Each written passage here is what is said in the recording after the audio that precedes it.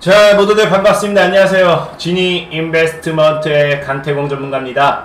자, 오늘은 이제 많은 분들이 대통령 선거가 다가오다 보니까 궁금해할, 지금은 내가 무엇을 사야 돈을 벌 수 있을까? 여기에 대한 강의를 해드릴 거고, 정말로 대통령 선거라는 거는 5년마다 돌아오는 빅 이벤트예요. 그러다 보니까 실제로 5년마다, 이 대선 전에 살짝 움직임까지 준비한다고 하면은 대선 2년을 코앞에 두고, 그러니까 한 3년마다 정말로 주식을 하는 사람이 있을 만큼, 대선 사이클에만 들어와서 주식을 해서 돈을 벌고 빠지는 사람이 있을 만큼, 그만큼 많은 사람들이 원금 회복을 할 수 있고 돈을 많이 벌 수 있는 확실한 빅 이벤트가 무엇이냐? 바로 대선이라는 겁니다. 대선.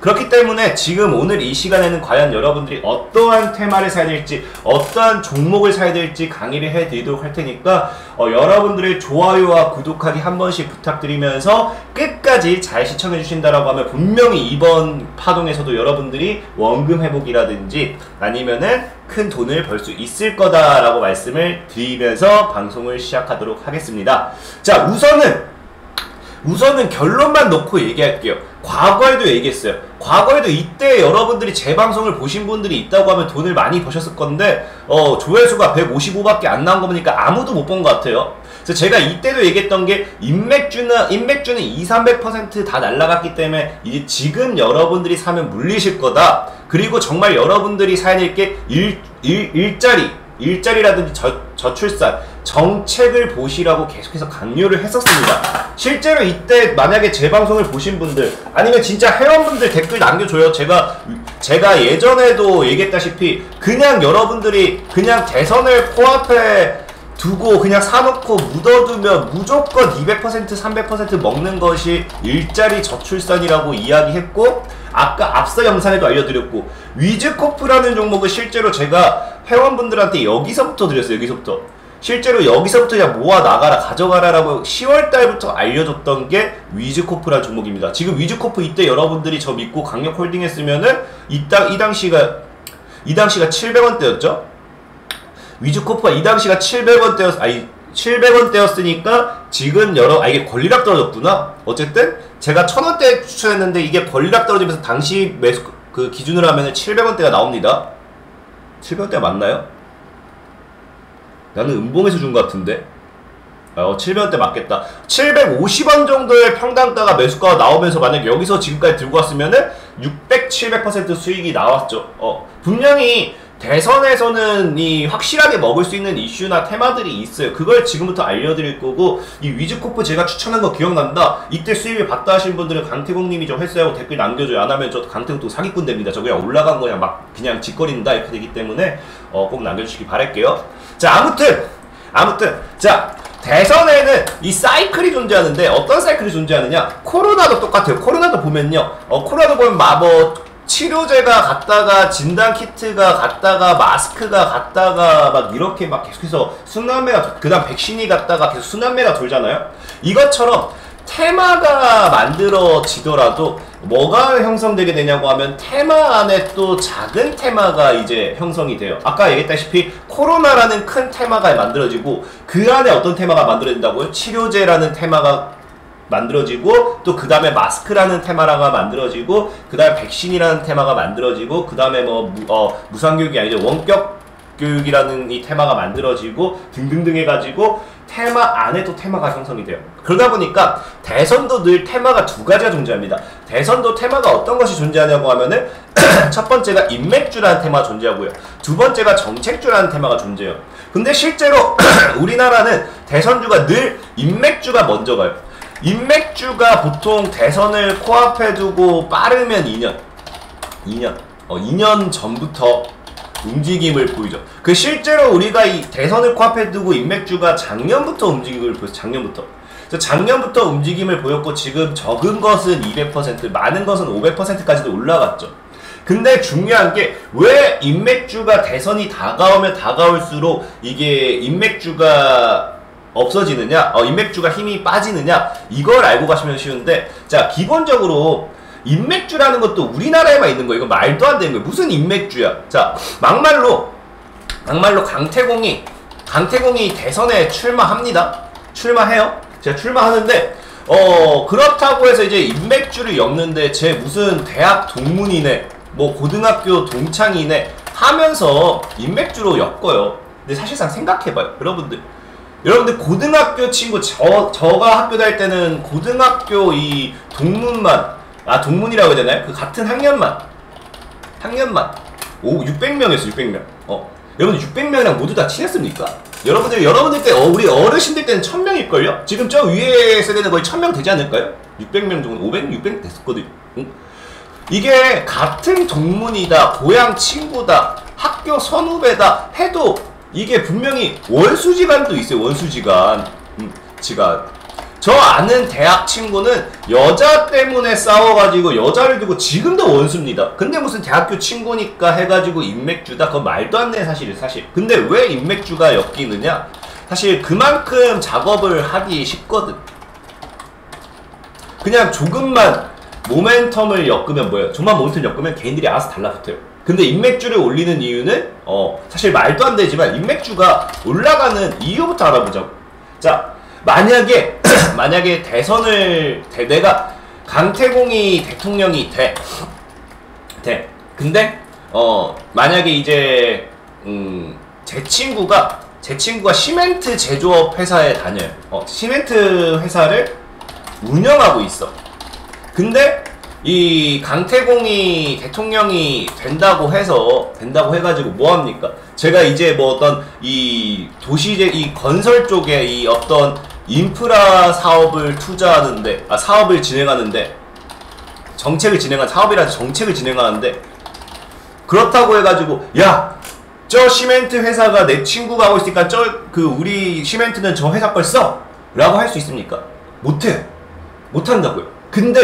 근데 우리는 이 인맥주라고 어거지로 엮기 위해서 뭐라고 생각하냐면은 강태공이 대통령이 되면 저 시멘트 회사가 수혜 받을 수밖에 없다.